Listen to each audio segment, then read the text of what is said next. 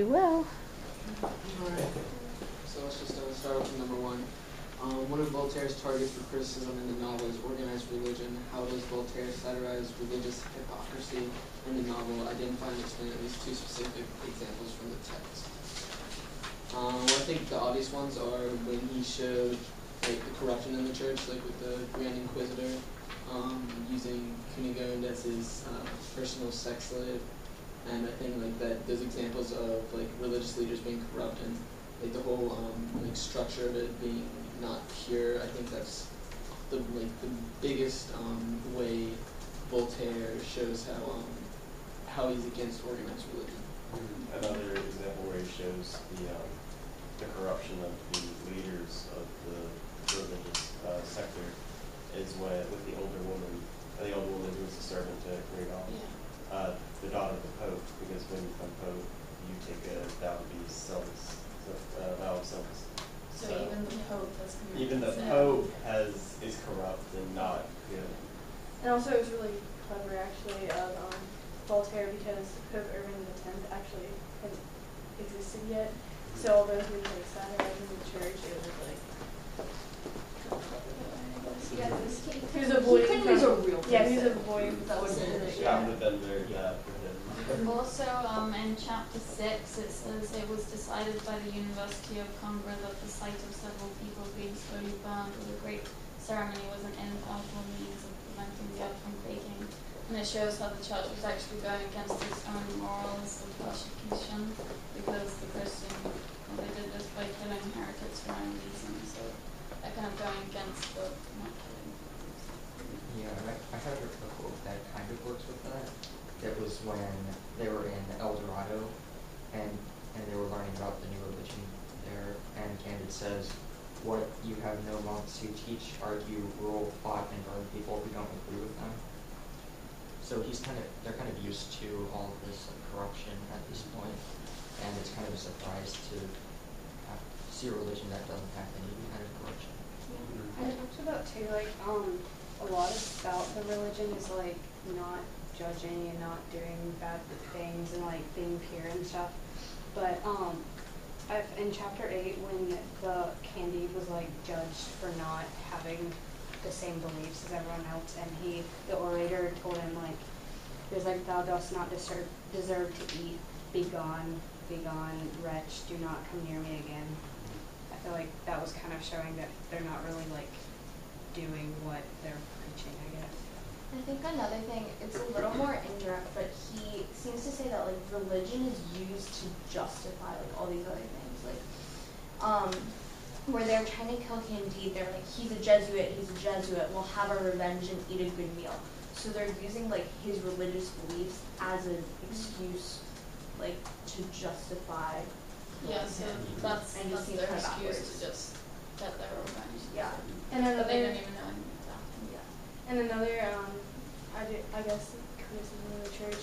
You know when Candide and the old woman and Cunegonde were staying at the inn, and then his diamonds and money were stolen. He says, "Who could have stolen the money and diamonds?" And the old woman responds, "Alas, I strongly suspect a Reverend Franciscan who slept in the same inn." And I looked that up just because I thought it was kind of interesting. And Franciscan friars are supposed to take a vow of poverty, so that was another thing, how they're indulging in luxury instead of focusing on God. And then Voltaire takes it one step further with one of the few people who's nice to him, the Anabaptists. And traditionally they're the most radical. They're not even considered organized religion, but they're the most radical, and therefore they really wouldn't be as compassionate and accepting of everyone else.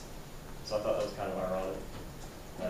I think it was just him showing how religion is not a bad thing, but organized religion is. And organized religion causes, it's corrupted, causes bad things to happen, but religion itself and people's beliefs don't.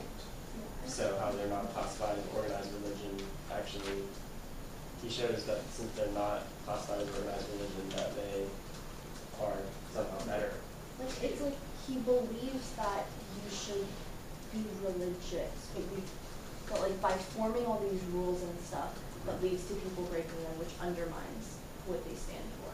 Yeah, I guess what he's just trying to say is that some of these religious leaders, like the Inquisitor and the Pope, they're quick to show kindness to other people, like of not the same religion, and where like James the Anabaptist is like, well, I'll take you in. So just a contrast there. Anyone have anything else for one? We're ready to move on to. I just kind of thought it was interesting, like you said that they weren't really accepting of other people. Like it was showing that they're not willing to like help teach or like help people learn or like want to convert. They were more like, oh, you don't believe in what I believe, like shutting you out. It's like religious beliefs above just being like human together, you know. Move on to. Right. So, number 2, what purpose does Pangloss serve in the novel? Provide examples that are intended to reveal the flaws in his philosophy. So I think Voltaire put in Pangloss to depict the folly of optimism, and Pangloss throughout the novel is so optimistic even after he sees like death and rape and cannibalism and earthquakes and disasters. And I think Voltaire was trying to show how Pangloss's optimism shadows his judgment and causes bad things to happen. I think Voltaire is also showing how the philosophy is really not functional and that it only really applies to an ideal world, but they don't live in that ideal world. So And I think too, if you live in the mindset that like everything happens for the best reason, then it's like you're not gonna, or everything is for the best, you're not gonna want to change things or make like advances. If you're like, oh, that happened for a reason, you're not gonna be like, oh, this is unfair, I want to change what's going on. And I kind of found that like when Cunegonde was like, when she died and Kennedy like passed out or whatever, he woke up and he said, best of both worlds, what's become of you now? Or best of worlds, what's become of you now? And he's realizing that it's not everything's for the best, and if he could change it, he would have. So. Like another example there too is when Pangloss comes back and he has syphilis, and he says, well, Candide says like, what a strange genealogy, didn't it begin with the devil? And Pangloss says, not at all. It was an indispensable element in the best of worlds, a necessary ingredient. And then he goes on to explain because if it hadn't been transmitted to the New World, then we wouldn't have chocolate and all these other luxuries, which I kind of found to be a little bit irrational. And I think that's kind of the folly of optimism, that if you're always focusing on like the best of all possible worlds, then you get into like this metaphysical, like irrational thought that doesn't even make sense to normal. If you think everything's perfect, you're not going to try and make things better. Yeah. So you can't progress. there's not going to be any kind of reform. Yeah, I think he kind of just tries to explain how, like, when you start believing that, then you try and, like, when he first introduced it, when he was saying, like, the only garment was a pair of short blue trousers. Oh, wait, never mind. Totally wrong. You know, it was, when he was saying that, like, noses were made to wear spectacles, like, first of all, noses have other purposes, and therefore we have spectacles. Like, when you start to focus on cognitive thought and you oversimplify it that much, you miss the sense of the bigger picture, and like it misguides your view of the world. I think too, like, where if you picked up that it was irrational, I think that then it kind of shows that Voltaire's trying to say that it's kind of ridiculous or kind of like it's not really logical anyway. But I think that was kind of like the syphilis thing with the chocolates was kind of like an extreme to show that this isn't a good idea, that you're kind of going to lose all the like logicalness and like rational. Yeah, but he also shows Pangloss in kind of a enlightened character, because in the end, he actually does admit that his theory of optimism is flawed, and he's having a discussion with another man, and he says, "Sir, we've come to ask you why such a strange animal as man was created," because they're talking about how the world was good and how it was supposed to be all good, but it's not, and how men are like evil and they don't do anything like right, and everything's founded on the principles of greed and Sounds like a evil. Hobbes point of view a little bit. Yeah. It definitely. Mm-hmm. There was something, I forgot where, that he was talking like specifically about the state of nature and how like everyone was running around. And so I think it was definitely like I guess kind of brings it back to like his theory on enlightened despotism, like we need someone to control everyone else. I think another folly of optimism that Pangloss shows is like the uselessness of like philosophical thought. Because remember when James the Anabaptist drowned, and then Pangloss is just kind of standing off the side, not really doing anything, and Candide like says, "Alas, give me some wine and oil, I'm dying," and then Pangloss starts like explaining how the earthquake has happened before, it's nothing new. What is the point of that? And so I guess it's just Voltaire saying that like mental thought and like that kind of progression almost never translates into actual actions, I guess. And right around that time, when James died, Pangloss also was saying that, like, the quote said that Pangloss stopped him by proving to him that the Lisbon harbor was formed expressly for the Anabaptists to drown in. As he was proving this point, the ship split open, and everyone perished except Pangloss, Candide, and the brutal sailor. So his explanation was wrong to begin with, and so like that's just a direct example of when, by focusing on that, you miss something else. But also, like, there was no reason why they would need to die. Yeah. Like, there was no reason why the world had been created like that.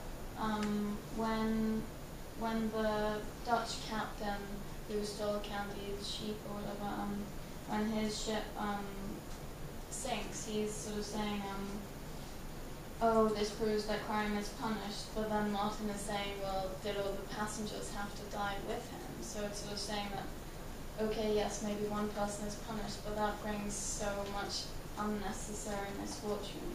So it's sort of disproving that it was for the best because loads of other innocent people died. I think too, when you focus on the positive things, you're more focusing on yourself and being like selfish a little bit, because you're not worried about like, you're not really thinking about everything that's going on. You're more thinking about how the bad things that happen to you are good for you. So I felt like, in a way, not always, but for the most part, he was kind of like focused on how it was good for himself and good for each other. What do you think? Yeah, I agree. Like what you said before about like the chocolates and the syphilis, like he's not really thinking about himself there. He's more, I mean, he is thinking about himself, sorry. Like he doesn't even think about how the others have suffered who have that disease. He just thinks about himself and how he likes chocolate. So like the whole thing, like versus humanity versus the individual, like which one do you focus on? Nice. Alright, so you don't run out of time. I think we should move on to 3. Using specific examples, explain the symbolism of El Dorado. In what ways does it represent the criticism of the 18th century of European society? First of all, can we appreciate the fact that they call gold yellow mud?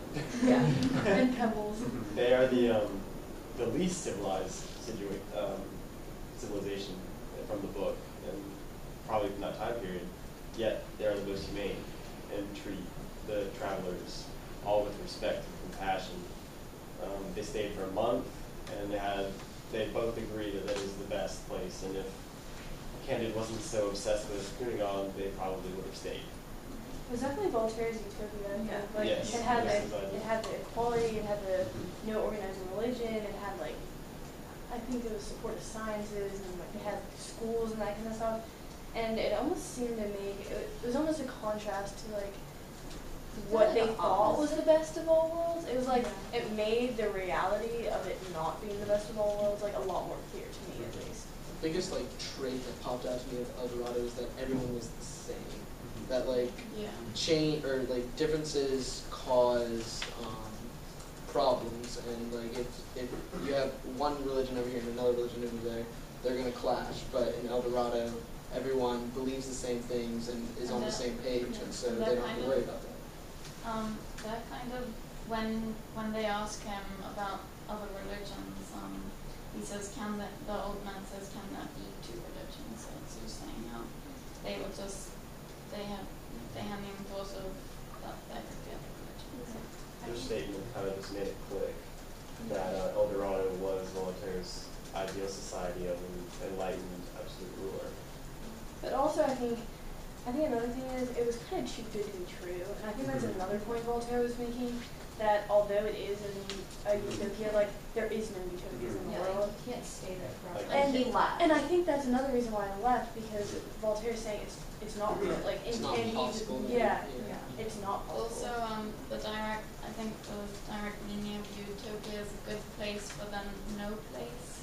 So then if you think that El Dorado was, it was a great place, but hardly anyone could get to it, so it pretty much didn't exist to anyone I else. thought it was interesting too that the people there weren't really greedy at all. Like, when they they didn't make Candide and Combo pay for their food, they were like, oh, don't worry about it.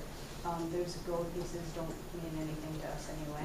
But it was like, I thought that was just kind of showed that Voltaire was showing that, like, that was such a utopia and everyone there was like so happy, but no one was greedy and no one was really concerned with Whereas themselves. in the real world, people were But I think he also like uses it just to say like European society focuses on money and material wealth, and by doing that, it causes all of these problems. Definitely It's like there's Yeah. no conflict there whatsoever. Yeah, So you say like conflict arises from material desires. And two, I think like, well, we're all humans, so like too, so everyone makes mistakes and everyone's like worried about themselves.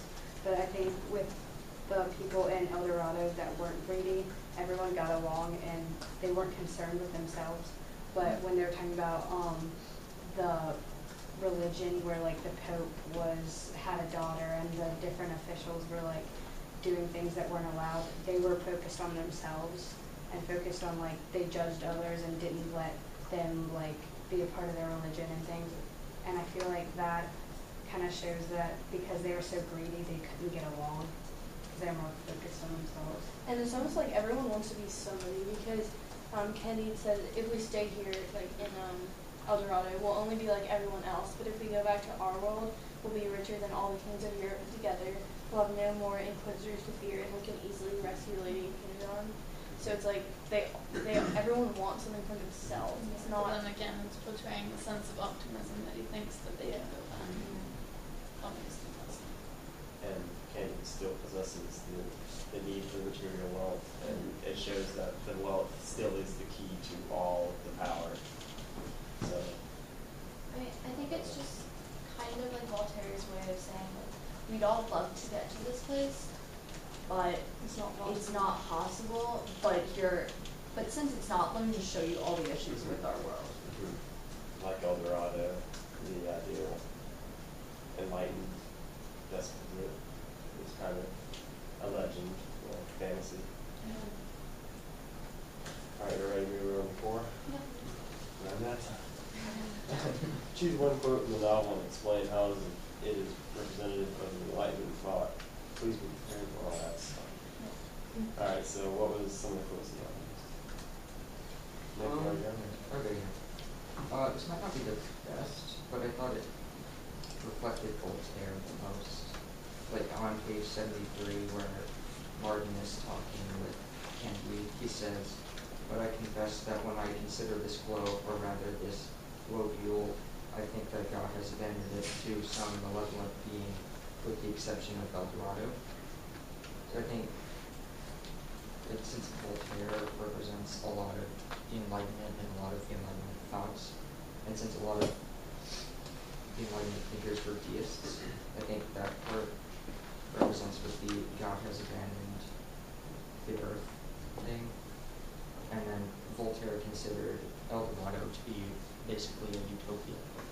Yeah, I definitely see what you're saying there. Because deism is all about like God creating the world and like stepping out and watching it come together by itself. I guess mine was that I had 2, but they're kind of the same. And it said the people before the innkeepers. They said, "We want to know if you dearly love the king of the Bulgars." And Candide says, "Not at all, because I've never seen him." And then later he says, "Do you believe that the Pope is the Antichrist?" And Candide says, "I've never heard anyone say so." And that was my thing about skepticism and like questioning traditional authority. And I don't know, I just felt like it focused more on actually like seeing in person or having that own belief and observing it for yourself rather than, I don't know, just taking this aspect from it. Mine was kind of the same. I used my quote from pages 75 and 76 from the debate between Candide and Martin. And Martin said, well then, if hawks have always been had the same character, what makes you think men may have changed theirs? They were arguing about whether men is good or fundamentally bad. And Martin does not believe in the theory of optimism, and makes a really good point. But his point alters throughout the debate, showing how the theory of optimism is kind of right, kind of wrong. So they kind of end up meshing their theories together to form a new one. I talked about how this was kind of like what people, or what the absolute despots, or when they were like talking about being tolerant of religion, and we talked about it in class and things. So I found a quote about how James took in Candide, and he like cleaned him, gave him bread and beer, presented him with 2 florins, and even wished to teach him the manufacture of Persian stuffs, which they make in Holland. I kind of like, everyone was shutting Candide out because they didn't accept him for who he was, and they weren't trying to make like religious toleration. They didn't believe in like religious toleration, and I felt like James the Anabaptist was like the first one to really do that and really go against what everyone else was thinking. I think kind of similar to that on the religious thing. I know Selena mentioned this before, but in chapter 16 when Berean said, he's a Jesuit, we'll have our lunch and eat a good meal. I think it just shows that how Candide hadn't done anything, and it represents how corrupt the religion was in wanting to just punish someone for what they, not for what they said.